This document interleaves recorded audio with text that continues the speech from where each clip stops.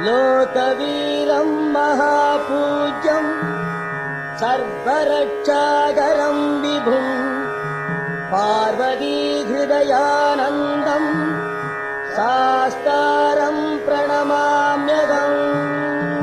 स्वामिये शरणमय्यप्पा।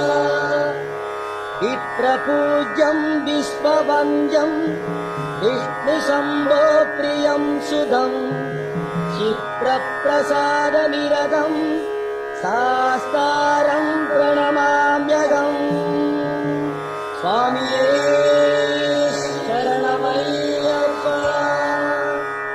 मत्तमातङ्गगमनं कारुण्यामृतपूरितं सर्वविघ्नहरं देवं शास्तारं